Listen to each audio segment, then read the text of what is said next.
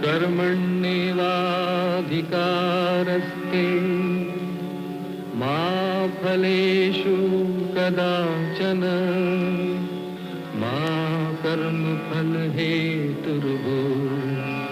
मा ते संगोऽस्त्वविकर्मणि।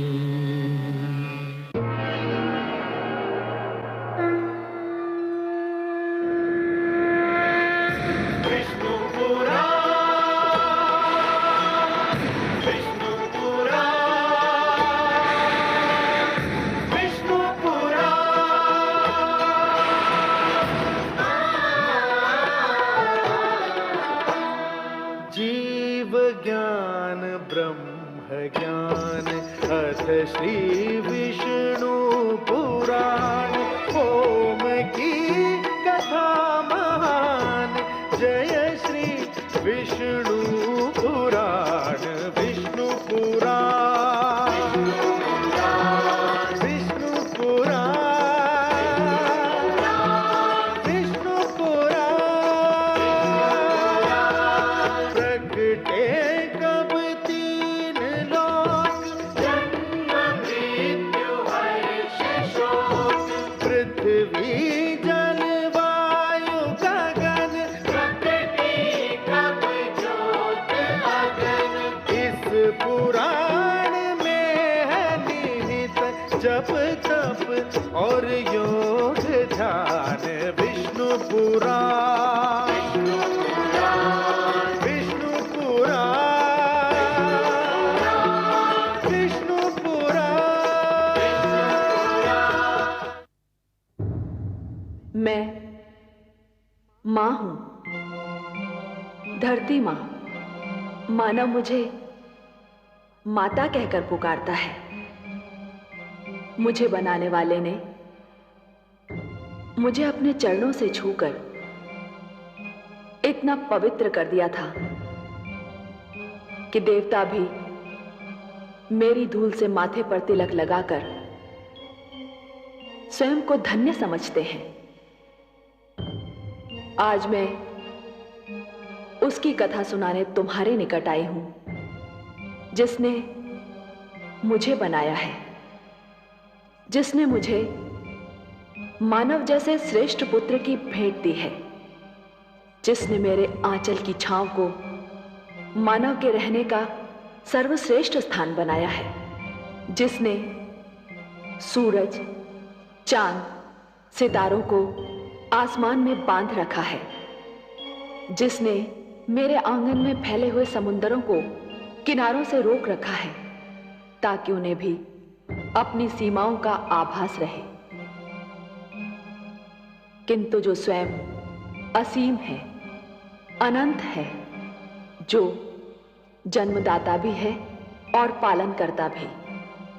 हां, मैं तुम्हें उसकी कथा सुनाने आई हूं, जो अपने भक्त प्रहलाद की रक्षा करने के लिए नरसिंह बनकर आया, जो राक्षसी संस्कृति का नाश करने के लिए राम बनकर जन्मा, और जो कंस का अत्याचार मिटाने के लिए कृष्ण के रूप में अवतरित हुआ, जो मेरा आराध्य है, तुम्हारा आराध्य है, हम सब का आराध्य है। विश्व जिसे विष्णु कहकर पुकारता है, जो नारायण भी है, लक्ष्मीपति भी है। ये कथा सुनना हर एक के लिए आवश्यक है, नितांत आवश्यक। केवल इसलिए नहीं कि ये परमपिता परमेश्वर की कथा है, केवल इसलिए नहीं कि इस कथा में मानव की परंपरा है, उसकी सभ्यता का इतिहास है, उसका अतीत, वर्तमान और भविष्य है, बल्कि इसलिए आवश्यक है कि इस कथा से जीवन जीने की, सत्य मार्ग पर चलने की, अन्याय से संघर्ष करने की, कर्मयोगी बनने की प्रेरणा मिलती है। इस कथा में जीवन के मूल्य हैं, जीवन के सिद्धांत हैं। ये कथा सुनकर मानव धन्य हो जाते हैं, जान लेते हैं कि जो कर्मठ होते हैं, परमपिता परमेश्वर उनकी रक्षा अवश्य करता है। ये कथा मैं ही सुना सकती हूँ, क्योंकि मेरी रचना मानव की रचना से पहले हुई थी। मेरा इतिहास मानव इतिहास से भी पुराना है। इस कथा का आरंभ महाप्रलय से होता है।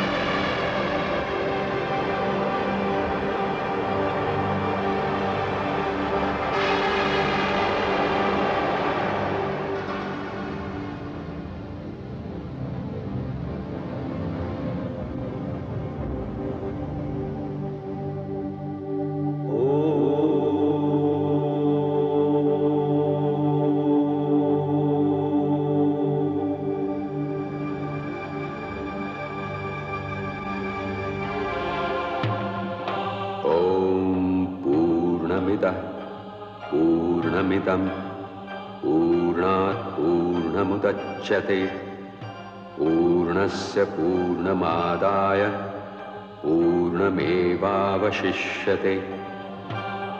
हे विष्णु, हे पद्मनाभ, हे विश्वेश्वर, आप पूर्ण हैं, ऐसे पूर्ण जिसमें से यदि पूर्ण निकल भी जाए तो भी शेष पूर्ण रहता है।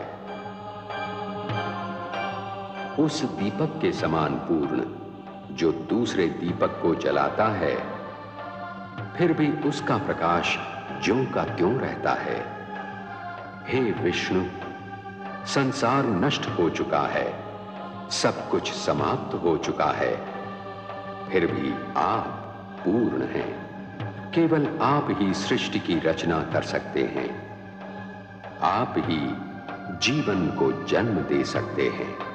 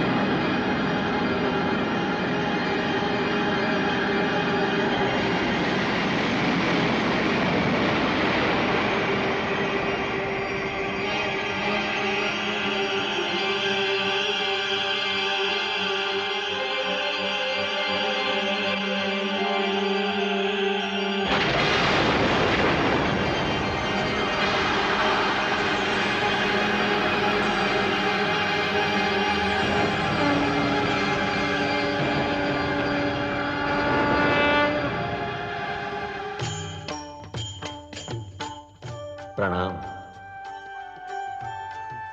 हे नारायण, आपको कोटि कोटि प्रणाम।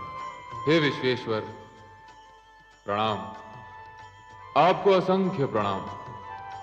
हे पद्मनाभ, मैं कौन हूं? मुझे बताने की कृपा कीजिए। हे वासुदेव, मुझे अस्तित्व दिया है तो पहचान भी दीजिए, परिचय भी प्रदान कीजिए। जो मैं हूं वही आप हैं, और जो आप हैं वही मैं हूं। मैं विष्णु हूं, आप ब्रह्मा हैं, और आप महेश हैं। हम तीनों ही एक ही अस्तित्व के तीन रूप हैं, त्रिमूर्ति हैं। परंतु हे देव, मेरे होने का उद्देश्य क्या है? मेरा लक्ष्य क्या है? हे ब्रह्मा, सृष्टि की रचना होनी है, संसार का निर्माण होना है, जीवन का जन्म होना है, और ये सारे कार्य आप ही को तो करने हैं।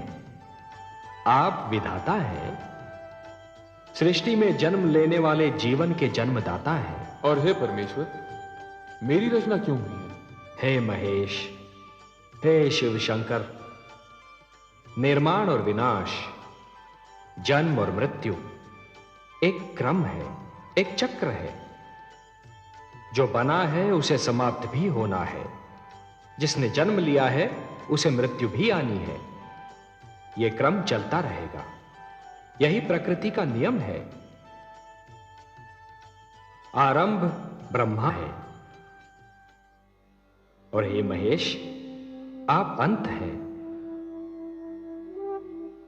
और आप दोनों के बीच मैं स्वयं विष्णु पालन करता हूं।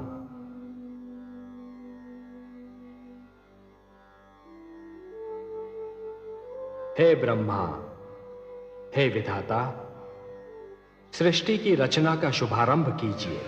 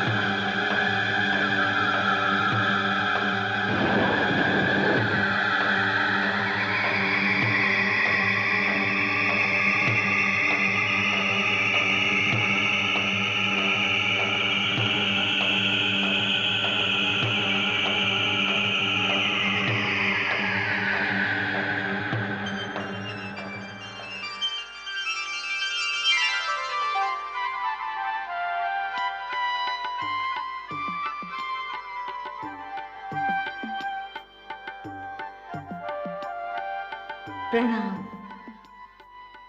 परमेश्वर, प्रणाम। हे नारायण, आपको कोटि कोटि प्रणाम। हे नाथ, हे सर्वशक्तिमान, आप तो अपने आप में ही संपूर्ण थे, फिर मेरी रचना करने की क्या आवश्यकता थी?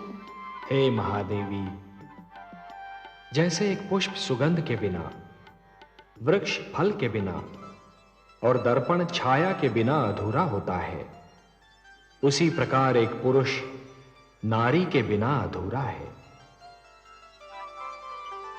और ये तो केवल हम ही जानते हैं ना महादेवी, कि संसार को ममता और स्नेह और एक पुरुष को प्रेरणा, संघर्ष की शक्ति और जीवन भर का साथ केवल एक नारी ही दे सकती है। इसीलिए हमने आपकी रचना की है, और हम आपको एक सुंदर सा नाम भी देने जा रहे हैं, लक्ष्मी। संसार हमारे नाम से पहले आपका नाम लेगा, हमें लक्ष्मी नारायण के नाम से पुकारेगा। लक्ष्मी नारायण।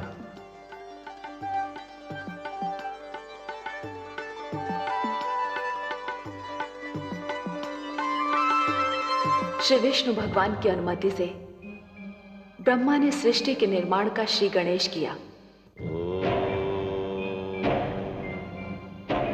सबसे पहले अपनी भुजाओं से उन्होंने 4 मनु पैदा किए।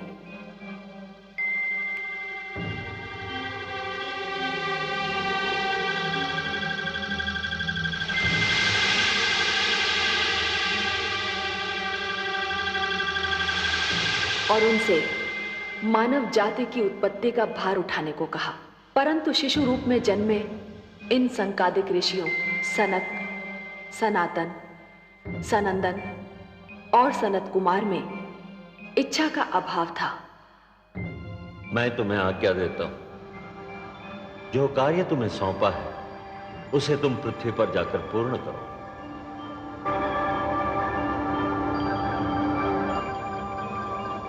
तो मैं तुम्हें शाप देता हूं, जाओ, निकल जाओ यहां से।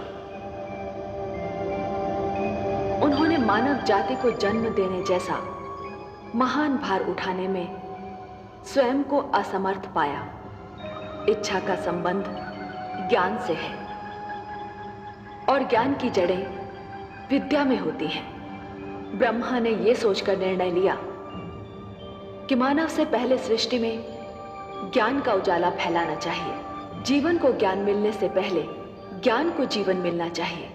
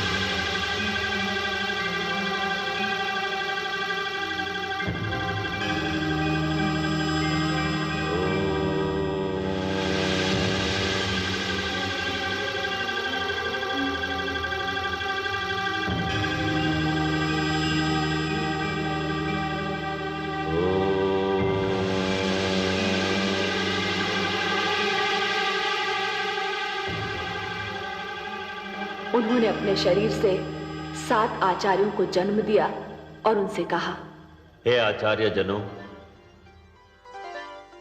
हे वशिष्ठ, हे क्रतु, हे पुलह, हे पुलस्त्य, हे अंगिरा, हे अत्रि, हे मरीचि। सृष्टि में मानव जीवन का आगमन होने वाला है।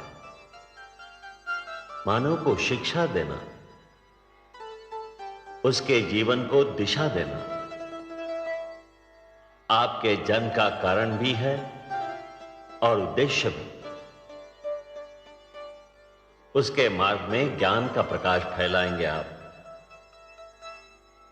उसे परिवार और गुरुकुल परंपरा के ढंग सिखाएंगे। सप्तऋषि के नाम से जाने जाने वाले ये 7 आचार्य आज भी नक्षत्र मंडल में 7 सितारों के झुरमुट का रूप लेकर जीवन का मार्गदर्शन करते दिखाई देते हैं। फिर आया वो क्षण जिसकी सृष्टि सांस थामे राह देख रही थी। रचना क्रिया का सबसे महान क्षण, मानव जीवन के आगमन का सुनहरा पल।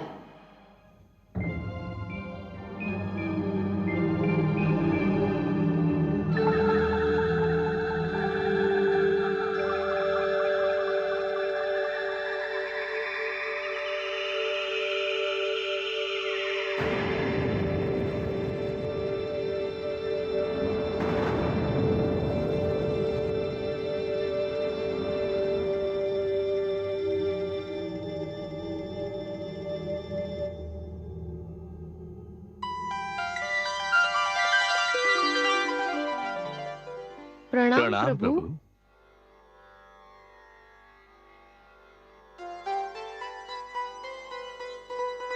हे मनु, हे शतरूपा, आप दोनों मिलकर सृष्टि में मानव जीवन के प्रारंभ की घोषणा है।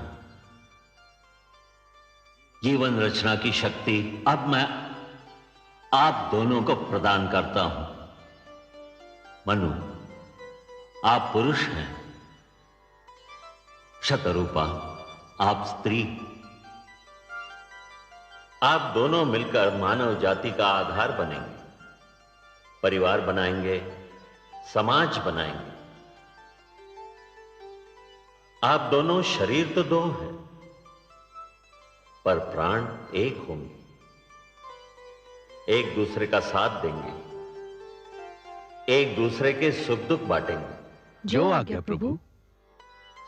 आप दोनों के कई रूप होंगे। मनु, आप पति पिता पुत्र के रूप धारण करते रहेंगे, और शतरूपा आप पत्नी माता और पुत्री के रूप में ढलती रहेंगी।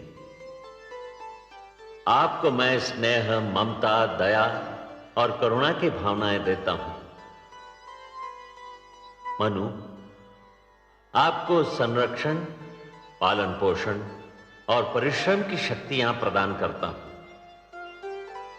आप हर पग पर, हर स्थिति में और हर स्थान पर शतरूपा की रक्षा करेंगे, उसके सुख का ध्यान रखेंगे।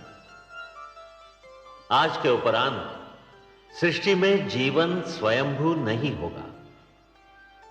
अब जीवन जन्म लेगा और जन्म देगा। हे पिता, आपके आदेश का पालन होगा। मैं अपने धर्म का पालन करूंगी प्रभु।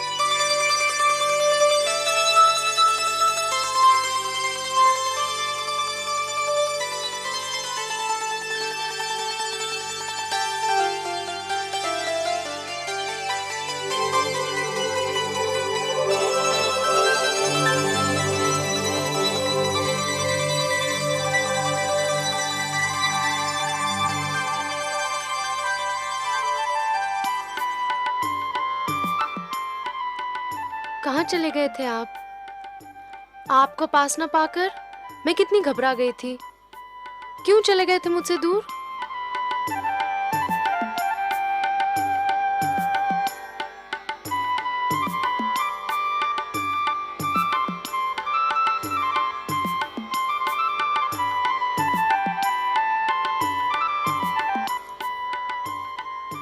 ऐसे क्या देख रहे हैं आप? देख नहीं रहा हूं देवी, सोच रहा हूं। क्या सोच रहे हैं?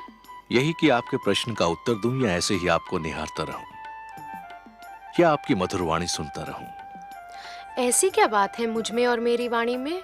आपको सामने पाकर मुझे ऐसा लगा जैसे उषा की लालिमा, पुष्प की कोमलता, चंद्रमा की शीतलता और झरनों की मधुरता सब एक ही शरीर में ढल गई हों।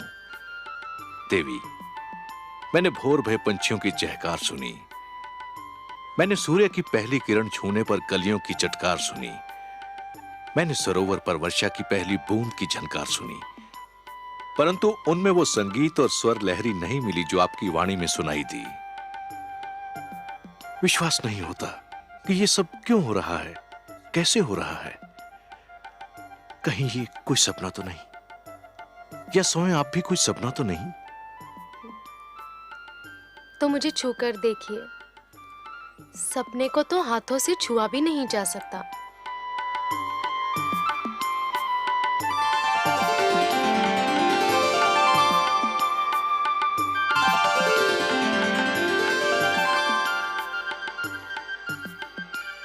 अब पता चला कि मैं सपना हूं या सत्य? आप सत्य हैं देवी, सृष्टि का सबसे सुंदर सत्य। ब्रह्मा ने मुझे आपके विषय में बहुत सारी बातें बताई थीं, परंतु एक बात नहीं बताई थी जो मैंने अब जान ली है। कौन सी बात? यही कि आप मेरी संगिनी नहीं, मेरी आवश्यकता भी हो। आपने अधूरी बात जानी स्वामी। क्यों? पूरी बात यह है कि हम दोनों एक दूसरे की आवश्यकता है।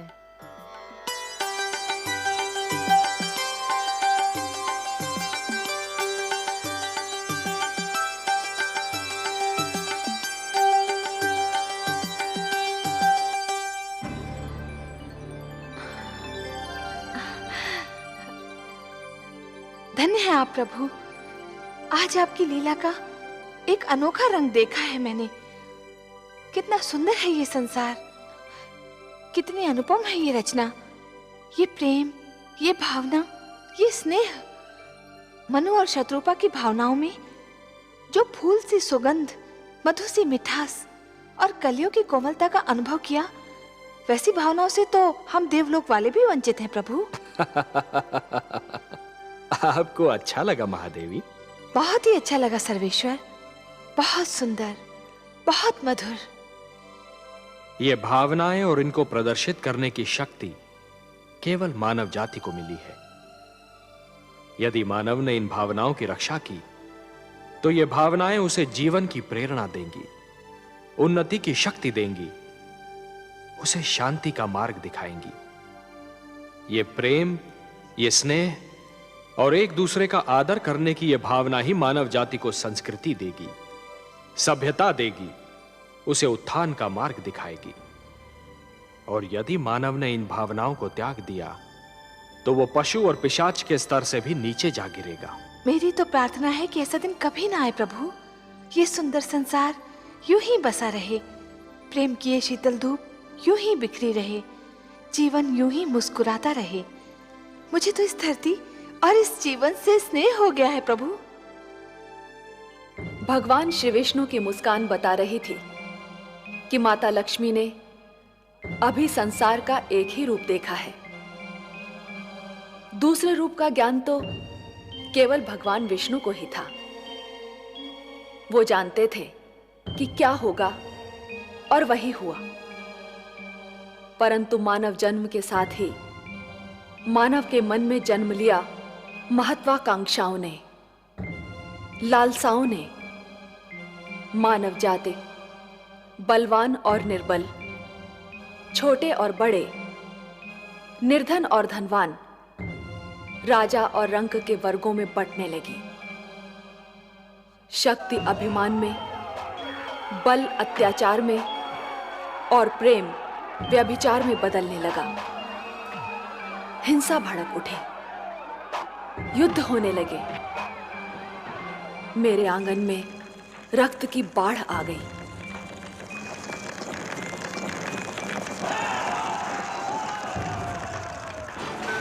मैं घबरा गई। मैंने मानव को बार बार पुकारा, पर हाहाकार में उसने तो मेरी पुकार नहीं सुनी। परंतु मेरी ये पुकार देवलोक तक पहुंच गई।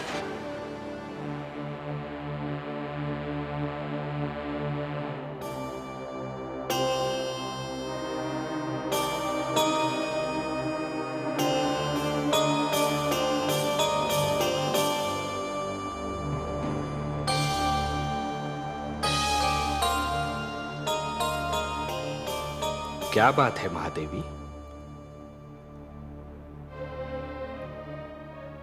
आपके इन सुंदर नैनों में आश्चर्य और विस्मय की छायाएं क्यों तैर रही हैं? किस सोच ने आपके मन को घेर रखा है? कुछ नहीं विश्वेश्वर, यही सोच रही थी कि यदि चित्रकार के बनाए चित्र को कोई बिगाड़ दे तो क्या उसे तनिक भी चिंता नहीं होगी? यदि कोई शिल्पकार की बनाई मूर्ति को तोड़ने की चेष्टा करे तो क्या उसे तनिक भी दुख नहीं होगा? यदि कोई चित्रकार अपना चित्र किसी को उपहार में दे दे तो उस चित्र को संभालना उपहार पाने वाले का कर्तव्य है। कोई शिल्पकार अपनी मूर्ति किसी को भेंट दे दे तो उस मूर्ति की देखभाल करना भेंट पाने वाले का कर्तव्य है। वैसे हम समझ गए कि आप पूछना क्या चाहती हैं। आप तो अंतर्यामी हैं। लगता है आप हमारी धरती पर घटने वाली घटनाओं से पीड़ित हो उठी हैं। हाँ पद्मनाभ, मैं बहुत दुखी हूं। क्यों हो रहा है ये सब? क्यों मचा है ये हाहाकार? प्रेम बनाया था तो घृणा क्यों बनाई? जो हो रहा है हो सकता है वो वही हो जो स्वयं विधाता ने लिखा हो। और अपना लिखा तो स्वयं विधाता भी नहीं मिटा सकते ना। हे महादेवी, हो सकता है कि यह मानव की परीक्षा हो, उसके कर्मों की परीक्षा हो। पर ऐसा संसार और ऐसा मानव आपने बनाया ही क्यों नारायण, जो आपकी बनाई धरती पर अंधेरा फैला रहा है? तो आप क्या चाहती थीं कि हम केवल दिन बनाते और रात्रि न बनाते? फिर मानव को अंधेरे उजाले का अंतर कैसे जान पड़ता? विष न होता तो अमृत की महत्ता कैसे जानी जाती? पुष्प के साथ कांटे न होते तो पुष्प के सौंदर्य को कौन जान सकता? पतझड़ न आती तो वसंत ऋतु इतनी सुहानी कैसे लगती? हमने मानव को बनाया है देवी। मानव इतिहास को बनाने का कार्य हमने अपने हाथों में नहीं रखा, वो तो उसी पर छोड़ दिया है। अभी तो उसे अपनी शक्ति का आभास हुआ है। इसी से उसे न्याय अन्याय, सत्य असत्य, धर्म अधर्म और पाप और पुण्य की जानकारी भी होगी। हमने बुद्धि दी है मानव को, विवेक दिया है उसे। और यदि मानव ने विवेक से कार्य नहीं किया तो? यदि धरती पर रात्रि इसी प्रकार दिन को निगलती रही तो? अंधकार प्रकाश को डसता रहा तो? तब क्या करेंगे आप? चिंता मत कीजिए देवी। यदि असत्य और अधर्म अपनी सीमा को पार कर गए, यदि धर्म की हानि होने लगी, तो हम स्वयं धरती पर जाएंगे। हम वचनबद्ध हैं। परित्राणाय साधूनां विनाशाय च दुष्कृतां धर्म संस्थापनार्थाय संभवामि युगे युगे। अपनी लीला तो आप ही स्वयं जानते हैं पद्मनाभ। इस प्रकार आरंभ हुआ प्रकाश और अंधकार के युद्ध का इतिहास, असत्य पर सत्य की विजय का इतिहास, अन्याय पर न्याय की विजय की कथा। और इस कथा का पहला अध्याय था मनु और शत्रुपा का पुत्र महाराज उत्तानपाद, जो दिग्विजय करके अपनी राजधानी लौट रहा है।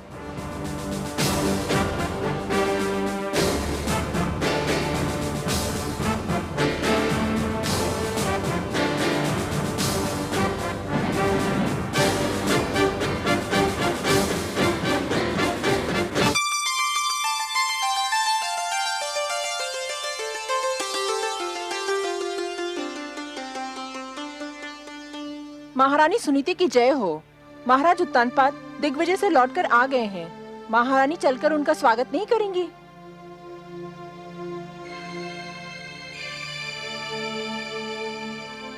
मैं वहां जाकर क्या करूंगी? उनका स्वागत करने के लिए तो पहले से वहां कोई उपस्थित है। क्षमा करें महारानी, पर आप बड़ी रानी हैं, पट रानी हैं। महाराज के स्वागत का अधिकार तो आप ही को प्राप्त है। अपने स्वागत का अधिकार,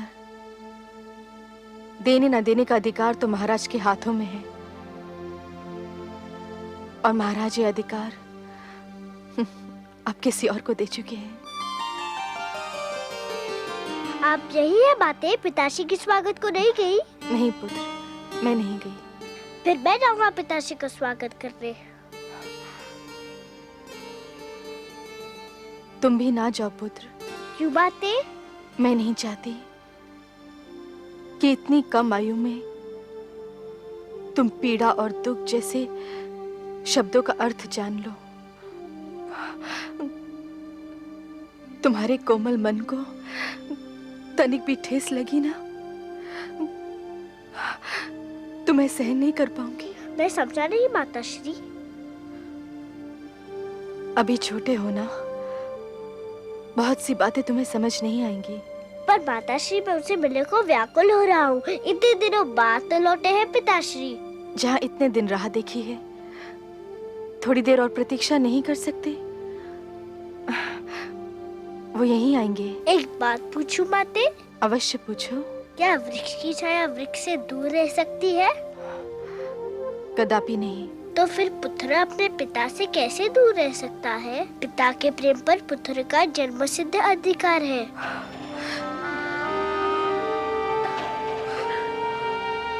सारा झगड़ा ही तो अधिकारों का है पुत्र ध्रुव।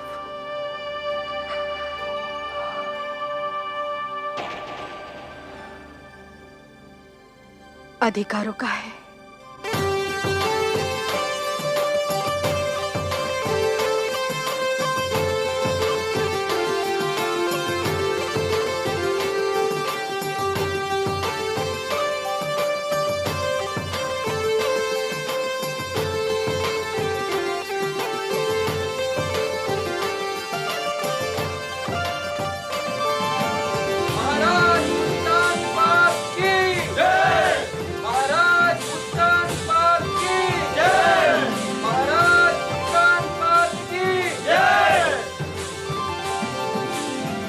महारानी,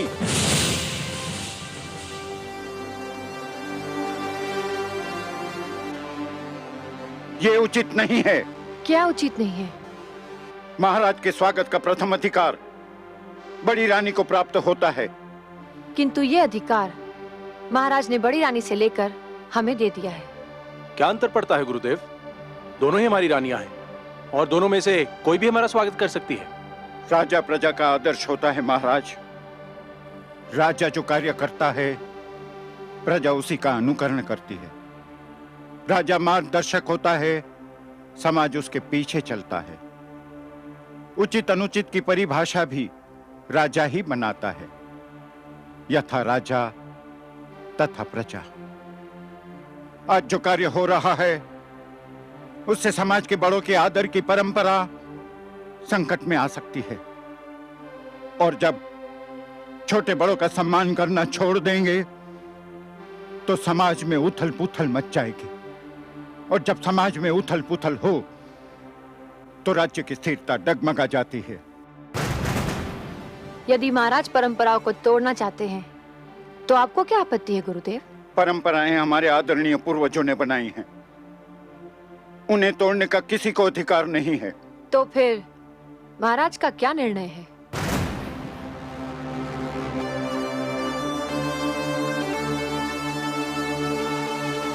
हमारा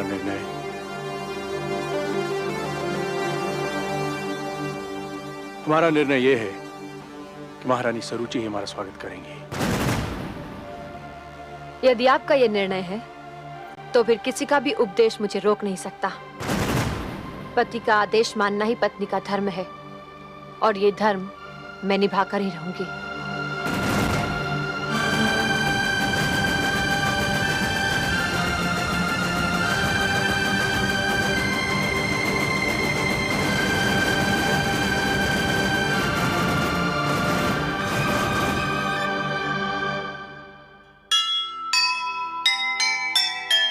जैसे चले महान जन, वैसे चले समाज। वैसी बन जाए प्रजा, जैसा होगा राज। टूटी अगर परंपरा, टूटेंगे आदर्श। दुख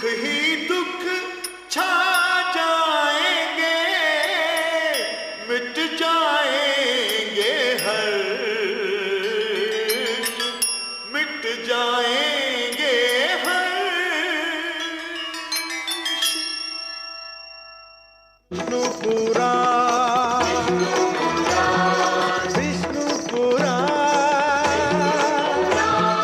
विष्णु पुराण। प्रगटे कब तीन लोक, जन्म मृत्यु हर्ष शोक। पृथ्वी जल वायु गगन, प्रकृति कब ज्योत अगन। इस पुराण में है निहित जप तप और योग ध्यान। विष्णु पुराण,